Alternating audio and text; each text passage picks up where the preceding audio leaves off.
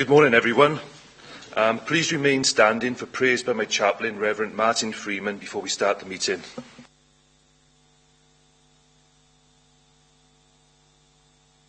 Bless the Lord, build the house, those who live city, the watchmen stay awake in vain. Aim that you rise up early and go late to rest, eating the bread. God our Father, we are indeed grateful for this day, lives, the lives of our families and friends. The chief steward, all the elected officers of this county. May you give us knowledge from heaven, patience, and you gave to Job. Wisdom of Solomon. All we will say here may be acceptable in that, that we will be good stewards of the task upon which you are.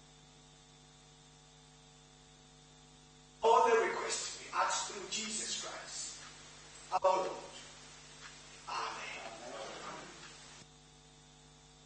Amen. Thank you. Please be seated.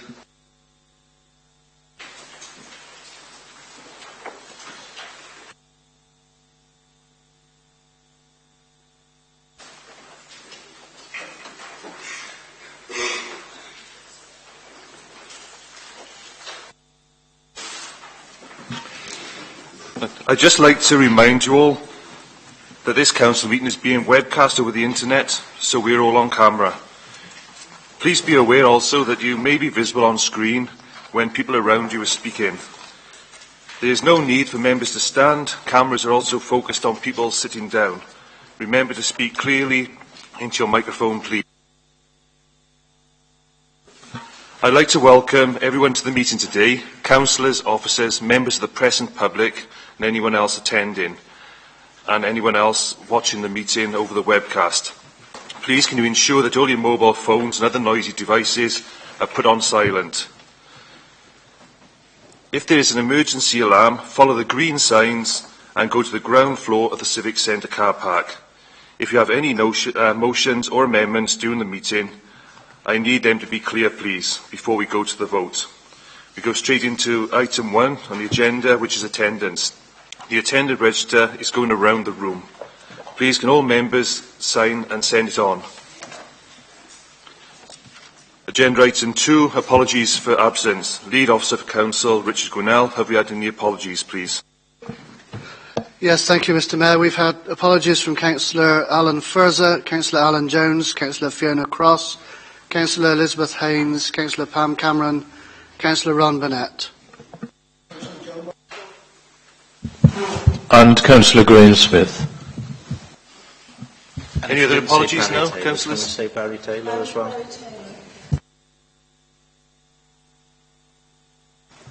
Thank you. We go straight on to agenda item 3, declarations of interest. Assistant Chief Legal Officer Tim James, do you have any advice for members, please? Yes, thank you, Mr Mayor.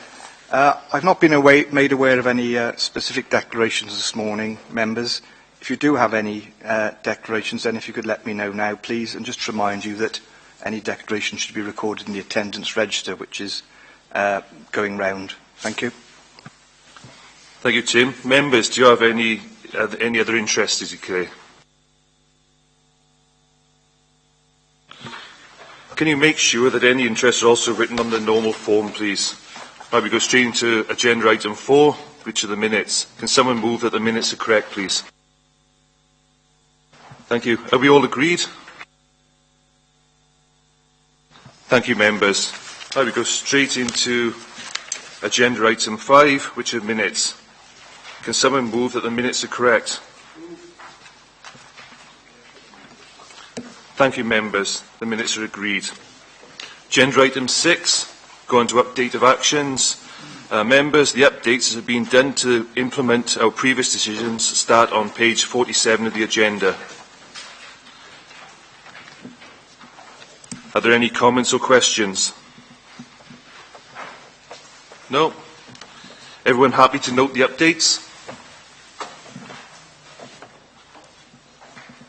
Thank you, members. They are noted. Agenda item 7, you go to the receipt of petitions. We have one petition today. Mr Banfield, can you come down, please, and read your petition about respite care and pass it along to me, please?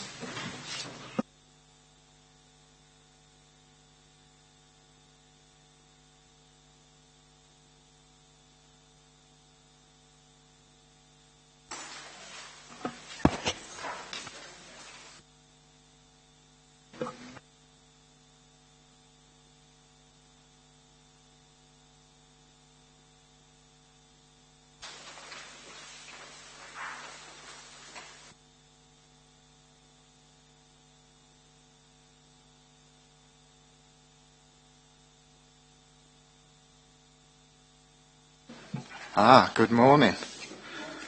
Borough petition to Torfaen Borough Council. We, the undersigned, call on Labour-controlled Torfaen Borough Council to reinstate the respite care to adults and children with learning difficulties, which was cut from 6 to 4 weeks by the Council on March the 3rd, 2015. We demand fair treatment and respect for the parents, guardians of people with learning difficulties who are carers. Please reinstate the 6 weeks respite care immediately. Thank you, Mr Banfield. The petition contains 802 signatures. Are we all happy to refer it to the Executive Member for Health, Social Care and Wellbeing for him to investigate and respond and report back? Thank you, Councillor Clark. Let us just stay seated there, please, Mr Banfield. Right, we now move on to item 8, public question time. There is one public question for today, shown on the sheet circulated. Mr Banfield, would you like to ask your question now? It's me again, sorry. Question to Torfaen Borough Council. As the Tory government's austerity cuts programme is purely ideological and is being used to roll back welfare and public services in the interests of corporate profit, could Torfaen Labour-controlled Council kindly inform me why they have embraced capitalist neoliberalism so fervently, as evidenced by their willingness to impose over £45 million worth of cuts onto the good people of Torfaen, and in doing so cause great hardship and suffering, often to the most vulnerable in the borough, who rely on frontline services such as daycare and indeed respite care. Thank you, Mr Banfield. Councillor Hunt, would you like to respond, please? Okay, thank you, Mr Mayor. I'd like to thank Terry for the question. I would respond giving a long list of statistics and reasoning from the Council about how we've tried to limit the impact of austerity, the impact of cuts to the best of our ability. I won't do that to him because I believe genuinely that he has a passion and a respect for the community of Torfaen, and that he, like us, hates to see the impact of austerity. So if I start by recognising that, and by saying that no one in this council likes making cuts, no one likes seeing frontline services suffer. All of us have a great knowledge of the people we represent, and a great admiration for the people who work in public services, and a great respect for the job that public services do, helping some of the most vulnerable in our society, and helping our society as a whole function.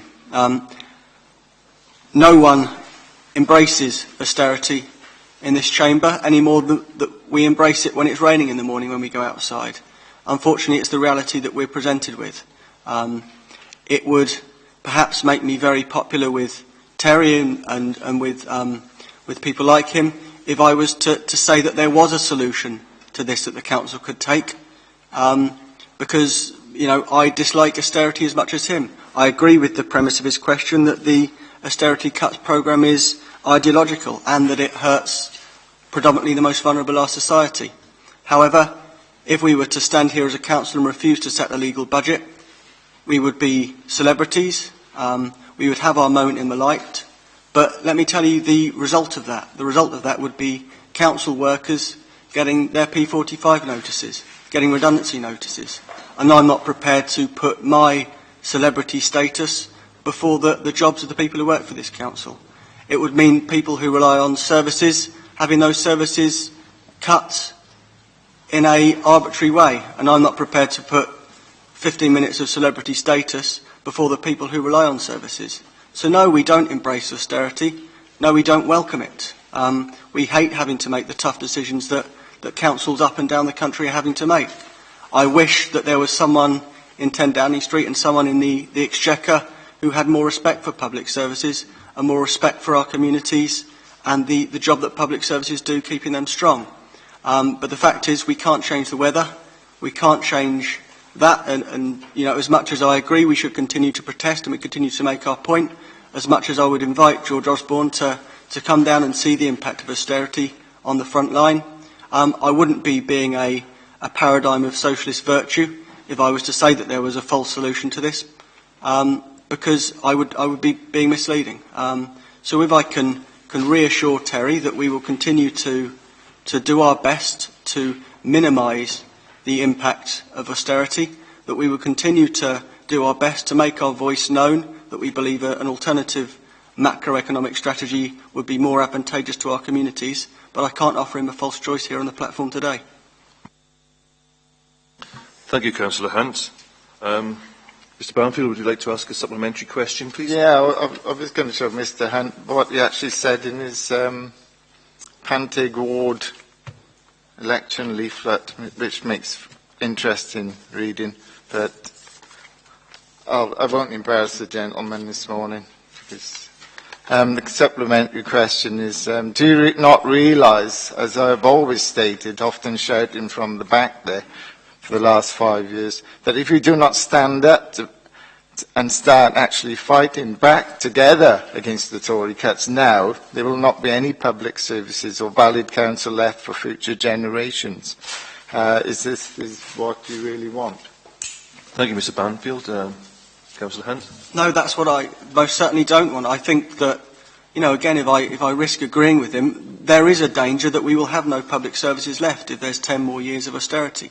And I make that message very clear.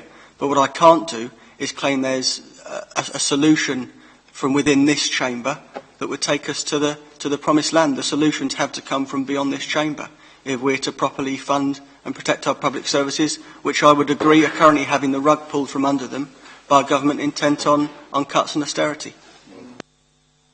Thank you, Councillor Hunt. Thank you, Mr Barnfield. You can go back up now. Thank you.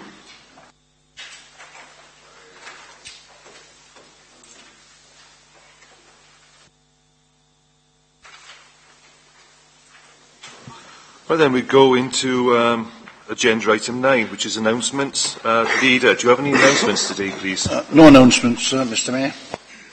Thank you, Leader. Chief Executive, do you have any announcements to make? No, thank you, Mr Mayor. Thank you both. I like this type of meeting. Now we go straight on to agenda item 10, proposed new prudential borrowing and revisions to the Treasury Management Investment Strategy. Neil Howell, Head of Housing, will present the report for us. Thank you.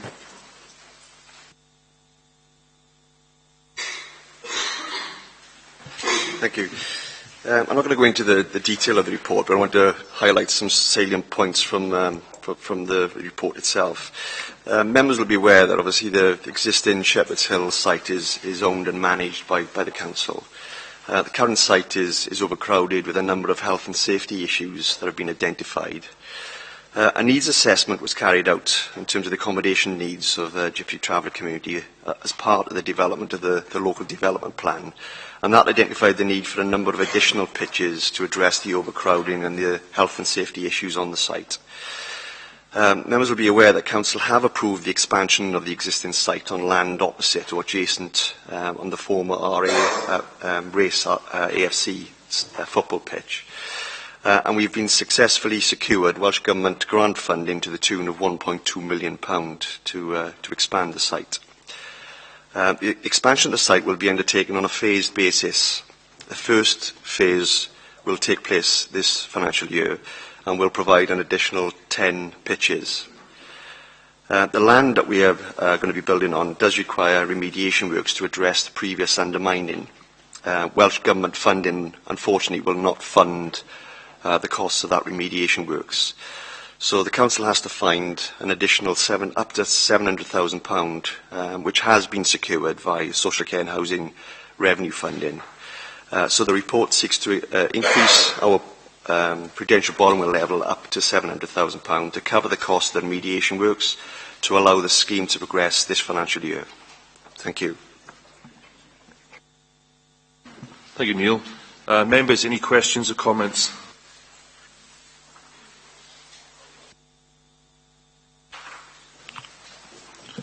No, thank you. The recommendations are shown on page 54 of your agenda.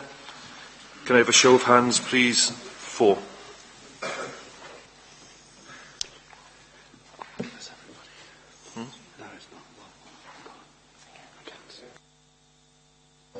Thank you.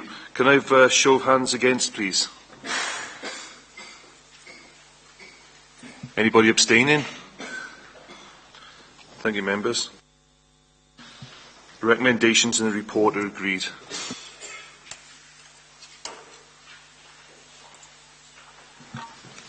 Thank you, Neil.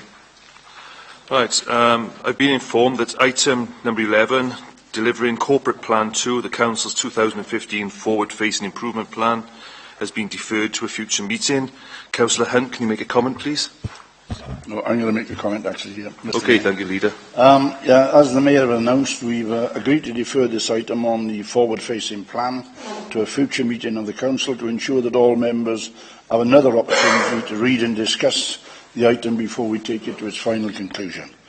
Of course, this item is merely a continuation of our current proposed plan, rather than a new plan, and it's been discussed at the joint scrutiny meetings held on the 10th of March by Cabinet and within our debates on the budget in the current year in full Council. So I'm moving that we defer that item. Thank you, Leader. I will move straight on now to item 11, Annual Scrutiny Review. Overall and Scrutiny Committee Chairs will present the aspect of the report for us. Tom Roberts, Senior Corporate Improvement Officer, please can you introduce it? Thank you.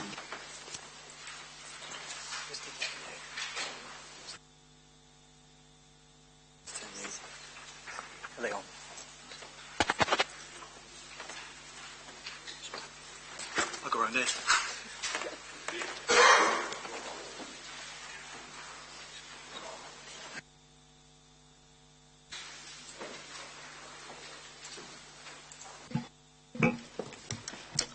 Thank you, Mr Mayor, and good morning, members. Just over a year ago, members will recall receiving the first annual scrutiny report. This second report builds on that first report, setting out the progress we have made in developing the scrutiny function during 2014-15 and the items we have considered during the year. As all members are aware, scrutiny plays a key role in holding the executive to account, challenging our performance and development of policy. Through this report, you will see numerous examples of our 5 scrutiny committees have contributed to discharging this duty. I will give a brief overview of some of the general developments, and I'll hand over to each of the chairs who I know would like to say a few words about their individual committees. But generally speaking, a number of key developments have been made during 2014-15. We've introduced processes to evaluate the impact of scrutiny through the recommendations committees have made. We've introduced a schools monitoring subcommittee to challenge progress being made across all of our schools, and we've introduced webcasting to all of our scrutiny committees to ensure there's much greater visibility to the scrutiny process. We've also introduced the use of key questions in the scrutiny process to ensure reports are more focused and accessible and much easier to scrutinise.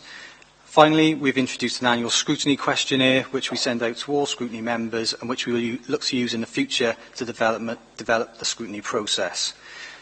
Of course, we will look to develop the scrutiny process even further during 2015-16 by further developing our self-evaluation processes. We will look to introduce annual reports to each and every scrutiny committee to enable members to keep tabs on all the recommendations that they have made during the year and the previous years to ensure that they are being properly implemented.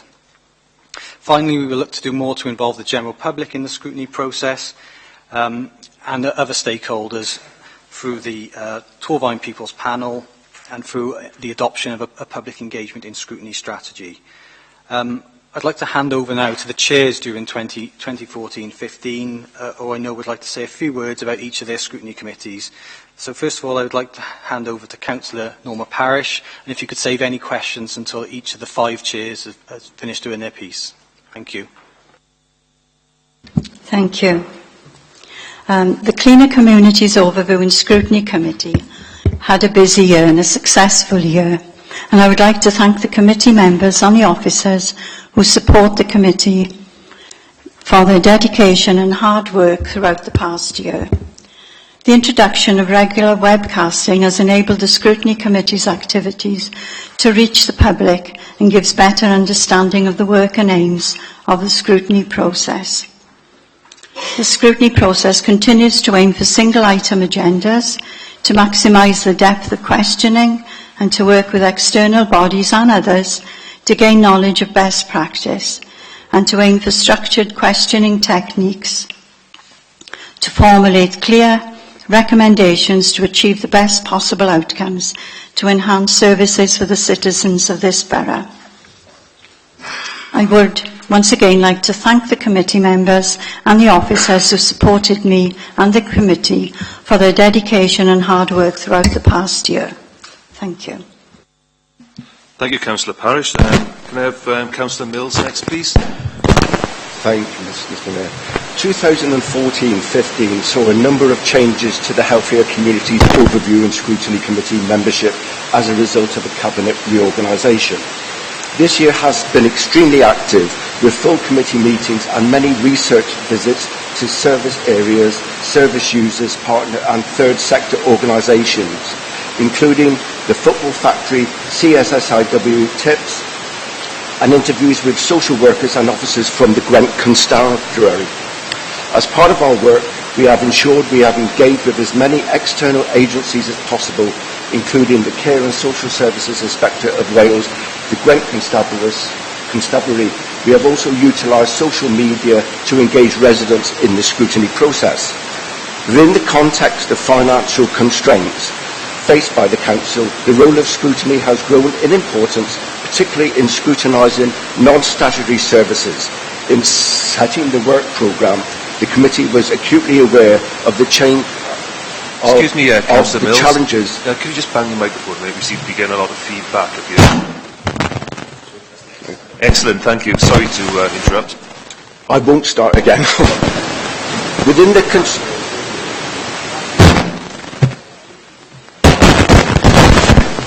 Can you use the next microphone, please? Thank you. Sorry.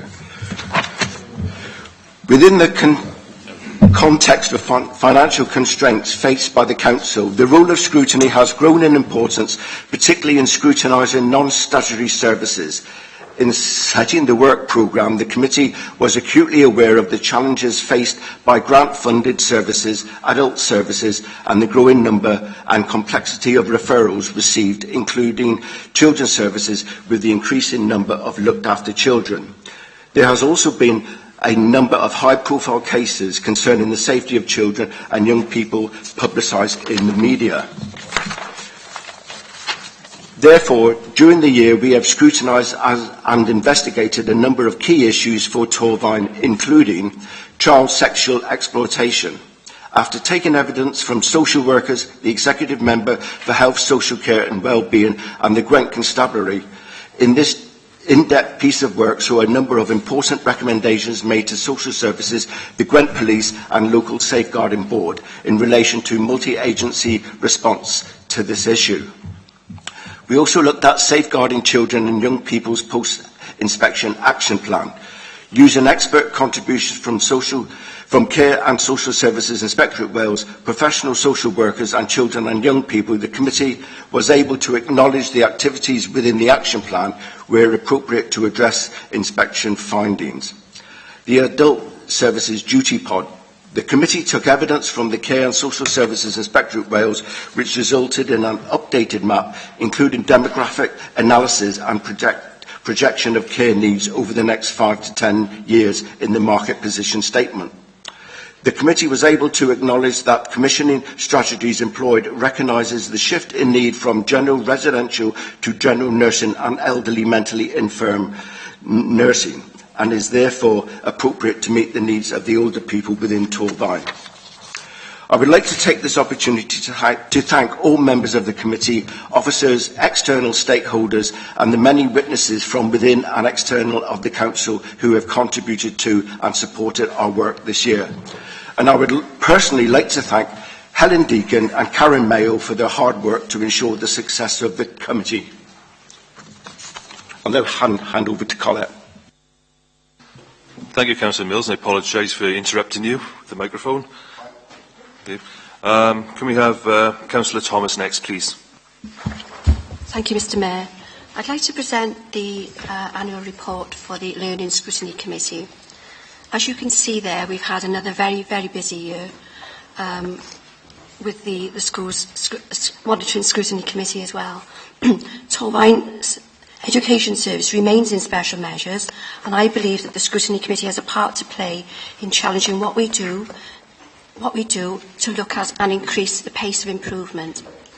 Estyn attended the Scrutiny Committee for the first time in February 2015 and gave the committee an update on the progress we have made in addressing recommendations 4 and 5 of the action plan.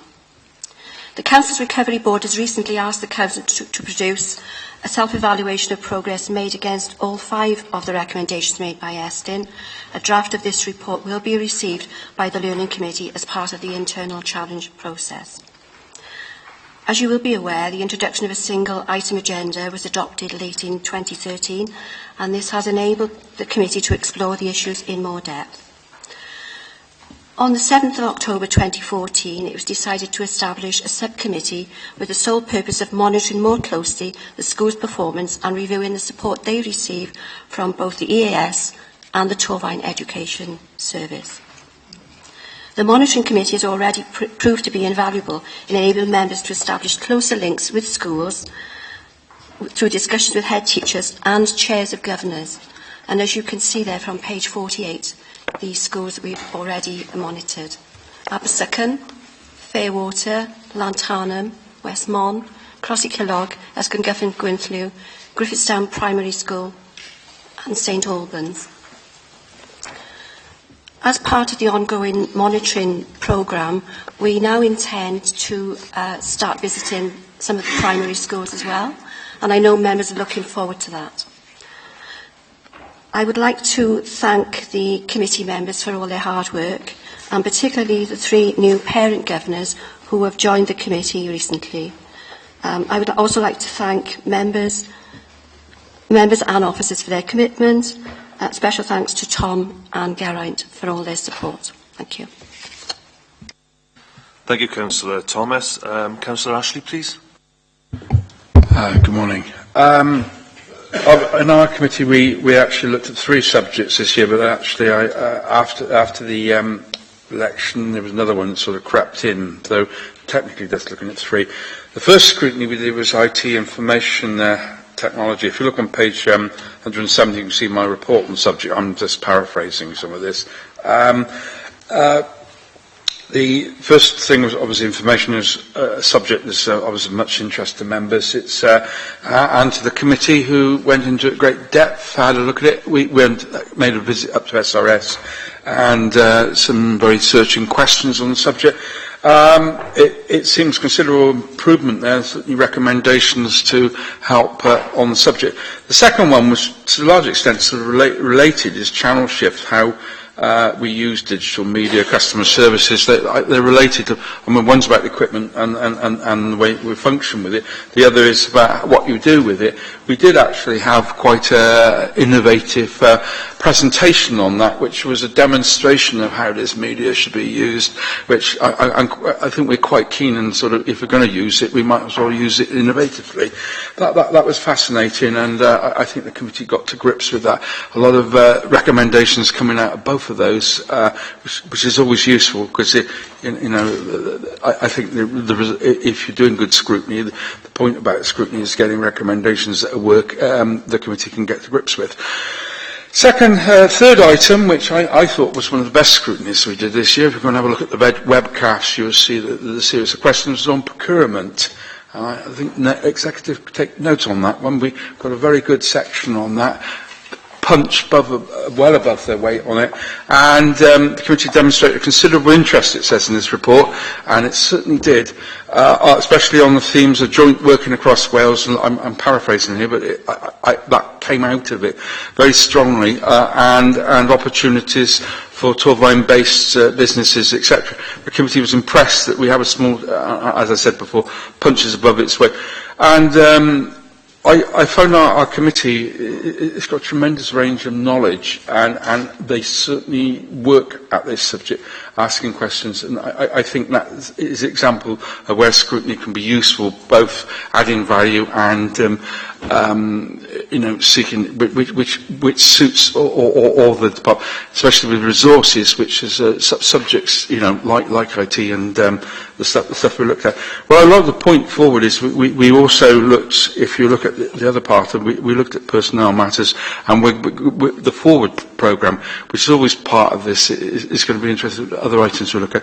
I'd like to commend, again, like everybody else, our clerical people and our officers, because without them we wouldn't get it. So we all work together as a team, getting out very, very good quality work, and I'd like to commend this. Thank you very much indeed. Thank you, Councillor Ashley. Councillor Harris, please. Thank you, Mr. Mayor. Good morning, members. Since my appointment as Chair of Safer Communities Overview and Scrutiny Committee in May 2014, the challenges facing local government have been enormous, and the corresponding importance of scrutiny to accompany decision makers as a critical friend has been imperative. Whilst maintaining the role of critical friend, this year the Safer Communities Overview and Scrutiny Committee have attempted to influence and positively shape policy on issues which may have a direct impact on residents and communities within Torfaen. A big change for the committee this year has been the introduction of webcasting, which now streams meetings live onto the Council's website. This has helped scrutiny become more relevant to local people and play a significant role in engaging with the local community. With a backdrop of reduced funding from government, the committee has effectively challenged and scrutinised housing-related support services, and in particular how the Council is working in collaboration to reduce the financial burden on residents and pool budgets where appropriate. Future delivery of enforcement and housing self-assessment has also been scrutinised, and the recommendations put forward by the committee have attempted to help develop services to meet expectations and deliver efficiencies. The role of Chair has helped me to appreciate that scrutiny has never been more important, and all those involved with scrutiny have had a clear responsibility over the past year, scrutinising new approaches and making sure anticipated outcomes continue to be delivered to the residents of Torfaen. I'm sure the coming year will present further challenges for my successor, but I thank everyone who has contributed to the Safer Communities Overview and Scrutiny work programme during the last year, especially partners and other external agencies that have been invited to attend our meetings. All contributions have been invaluable to this process in helping myself and members scrutinise issues effectively and come up with appropriate, timely recommendations. May I also thank members for their cooperation in participating and attending meetings, and also officers for their continued support and guidance. A special thank you goes to Scrutiny Officer Leanne Skellett, whose passion, dedication and enthusiasm helped make the role enjoyable and rewarding. Thank you. Thank you, Councillor Harris. Members, any questions or comments? Councillor Evans. Thank you, Mr. Mayor. My comment and question is in regard to Safer Communities Chair, really, and that was the recommendation made about the environmental enforcement to continue within Torvine. I think we are all aware that dog fouling is a big issue in Torvine, along with other enforcement issues that are occurring regularly. I wondered if the Cabinet has reconsidered this. Thank you, Councillor Evans. Any other questions or comments? Councillor Cunningham.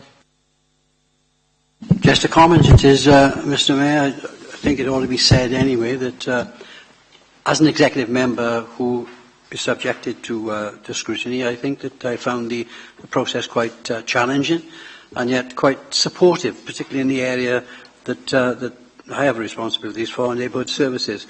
We've had some very difficult and controversial decisions to make in the last 12 months, and I think the views and the opinions of the scrutiny committee that covered my area was extremely helpful in the decision-making process. I think it's good to have that committee behind you for their support, and so we can bounce ideas off them and as a sounding board. I think that the scrutiny is not to be underestimated.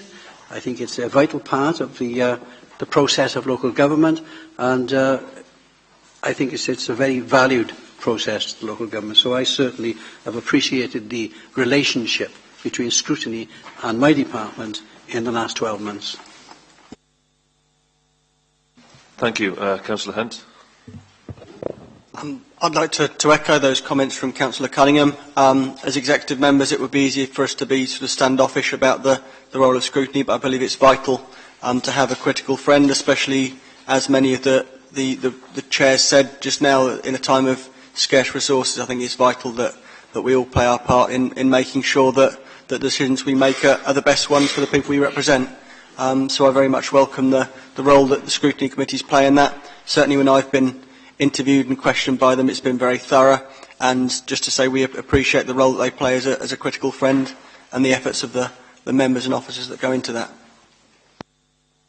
Thank you, Councillor Yule.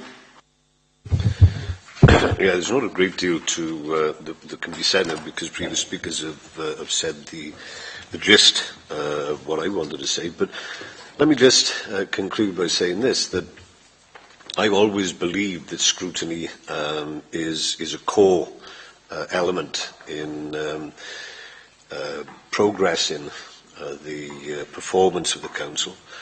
I know they've been decried a lot.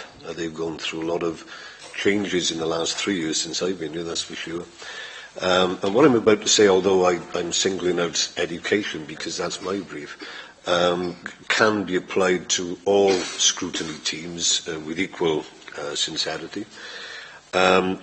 It's very often considered, certainly by me and others in the education department, that what we've created, in a sense, with our scrutiny teams, and particularly the one in education, is a golem. We've created a monster in many senses because we never perhaps imagined the outcomes, the performance of these groups, because they do bite backsides, and if we thought we were going to have an easy time of it, then we've long since learned to think otherwise.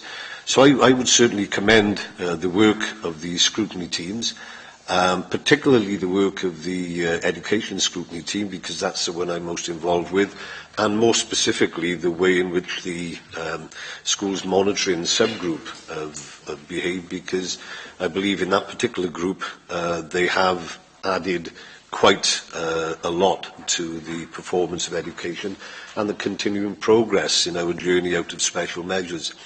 But to conclude, I think that scrutiny in general is vital. It's a quality issue in terms of progress in the performance of the Council, and I know it will go from strength to strength because they are ably supported and given a lot of direction by a pretty dedicated team that every one of the chairs of scrutiny here this morning have given good and justifiable praise and thanks to. Scrutiny is good, long may it rain. Thank you, Councillor Yule. Just a minute, can I just go back to Councillor Evans' question, please. We haven't answered that yet. Councillor Evans, would you mind repeating your question, please, and I'll see if Dana can get you an answer. Thank you very much, Mr. Mayor. Yeah, my question was the suggestion from the Safer Communities Scrutiny Team, headed up by Councillor Mike Harris, in regard to the recommendation for the Cabinet to reconsider enforcement work to perhaps establish another funding opportunity to procure enforcement officers, especially in relation to dog fouling issues, and perhaps wider enforcement issues as well. Would it be possible for you to provide an answer by the, later on in writing or now, or if you can say anything? Well, all the recommendations that come from all the scrutinies will be considered in the near future. Sorry, can I suggest Duncan Smith's on leave, so he's not here today, so if it would be possible for Dana to arrange for a written answer to be given to Councillor Evans' question, if that's okay? Yes, I'm happy with that, and I suggest that all members of that, please. Yes, if I could, Mr. Mayor, that would be only fair, because it is a cross-departmental issue, this particular problem that Councillor Evans is talking about. Okay, thank you, Councillor Evans. Councillor Ashley, then Councillor Moby. Just very briefly, I want to say, as somebody sat here on the joint scrutinies, which haven't been mentioned, the other point about these annual reports, which is actually quite good, it's given us a body of knowledge to compare over a few years. It's quite longitudinal. These annual reports, I think, are getting quite useful about where we're going. And it's a good answer to the Welsh Audit Office in terms of where we're going. I hope that, and the work Tom and his team are putting in on it is really useful. I also been going to training sessions, I'm sure some of my fellow chairs have, about how we do this better, and some members have as well. So it's actually quite useful to get a feel for this. And use of data and stuff like that. I've had that impressed on this. It's something you can't get out in a report like this, but the stuff round scrutiny and how you do good scrutiny is actually really, really important. And I think executive members are beginning to realise that one as well. Thank you. Thank you, Councillor Moby. Thanks, Mr. Mayor. The leader mentioned earlier in relation to the forward-facing plan deferment that it had been subject of scrutiny.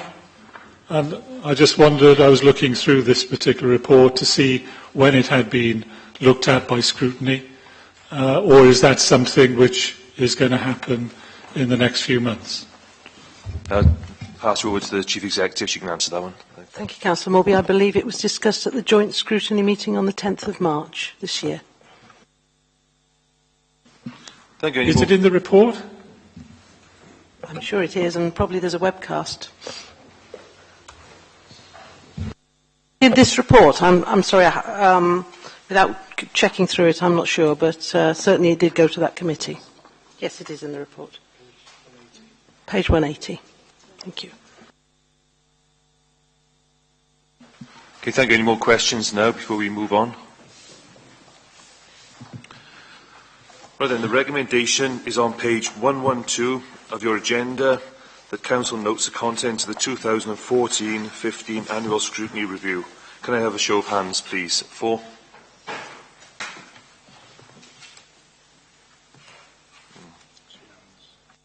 That's unanimous, thank you.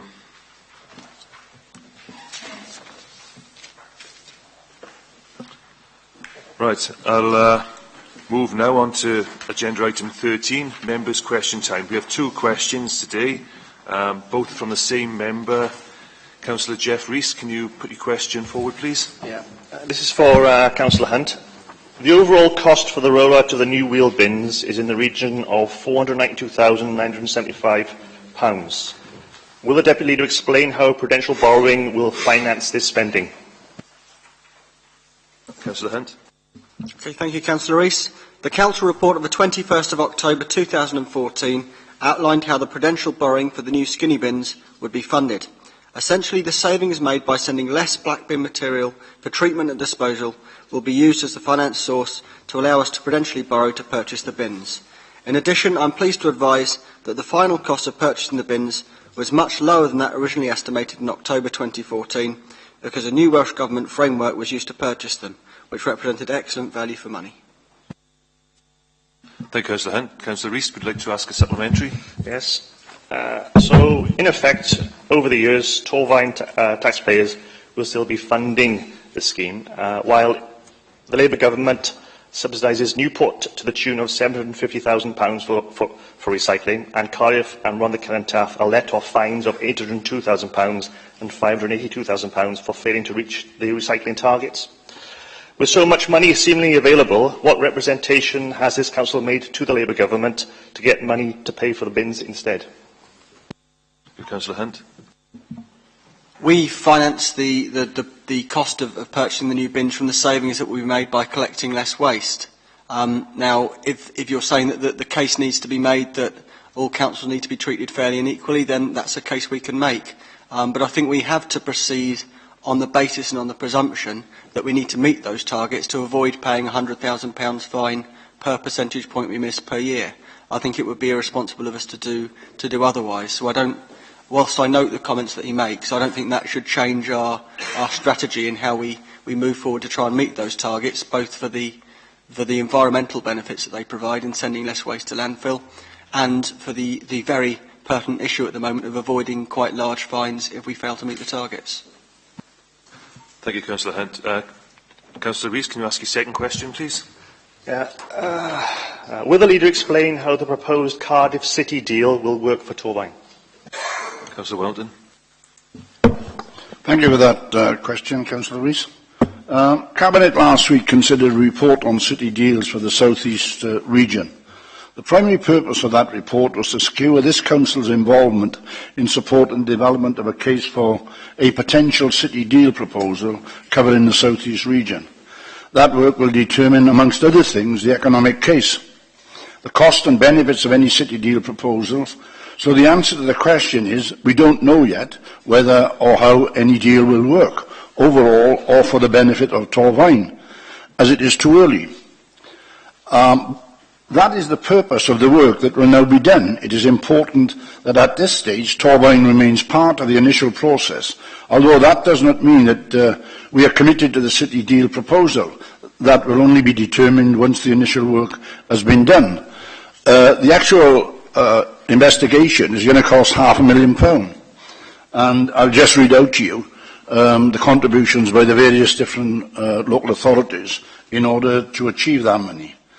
Blaenau Gwent is putting in £23,000, Bridgend is putting in £47,000, Caerphilly is putting in £59,000, Cardiff is putting in £117,000, Monmouthshire is putting in £19,000, Newport is putting in £49,000, Rhondda and Taff is putting in £79,000, the Vale of Glamorgan is putting in £42,000, and Torfaen is putting in £30,000.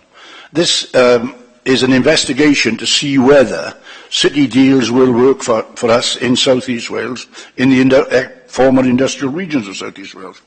Let me just quickly, first of all, city deals have only been going for 4 or 5 years.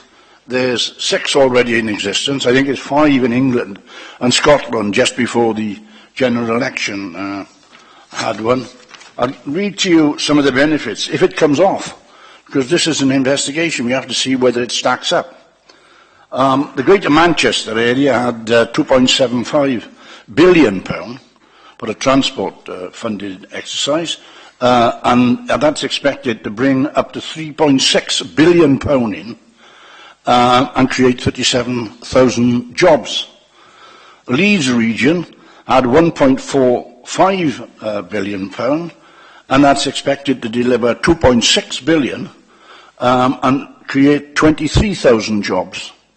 Glasgow, which is the last city deal to be done, and the only one outside of England, received £1.3 billion pound, and that will bring in £2.7 billion and should create 28,000 jobs. Now, when we are talking about money of that size for what is the former industrial South Wales, if you want to, then we can't afford to be outside this. We need to be in it. Whether it will work or not, well, this £500,000 study, which has been commissioned by the 10 authorities in South East Wales, will tell us whether it will work or not. In terms of what will we have out of it, all local authorities that will be part of this will be expected to put in projects that they consider to be worthwhile for their areas. They'll be ranked and rated, and that will come out in the final report. At that stage of the game, we will say, yes, we want to be part of it, or indeed, no, we don't want to be part of it. But we have to be in the ring with the other 9 authorities to be part of this exercise. Thank you. Councillor Rees, would you like to ask a supplementary? Thank you for that very full answer. My understanding is that monies becoming available through city deals will simply be reimbursements of capital expenditure. For the benefit of Torfaen residents, then, will the Leader ask the Labour Government to reconsider the £1 billion commitment to the M4 Relief Road and instead direct some of that money as capital expenditure for projects in Torfaen, of course, working in partnership with the Council? Can I assure you, if there's nothing in it for Torfaen, we won't be in it. It's as simple as that. That's what the study is for. The £500,000 study is to receive projects from the 10 authorities, rank them and see their importance, see whether they are viable, see whether we benefit from it as an authority, and if we don't benefit, then we won't be in. Thank you. Thank you, Councillor Rees, for your questions. We move on now to item 14, date of the next meeting. For your information, it will be the 21st of July 2015, 10 a.m, same place, the Council Chamber. We move on now to item 15, Cabinet Decisions, 28th of April 2015. Members, the Cabinet decisions start on page 193 of the agenda. There were no challenges to the decisions. Do members have any questions on any of the decisions they want to ask? No? Okay to note them? Thank you, members. The Cabinet decisions are noted. Item 16, decision of the Assistant Chief Executive Resources, 22nd of May 15. Members, the decision of the Assistant Chief Executive is on page 199 of the agenda. Again, there was no challenges to the decision. Do members have any questions? No. Thank you, members. The decision of the Assistant Chief Executive Resources is noted. That is the end of the Council meeting. Thank you for your attendance and contributions. Members, can I remind you to sign the attendance register and the personal interest form if you haven't done that already. Thank you.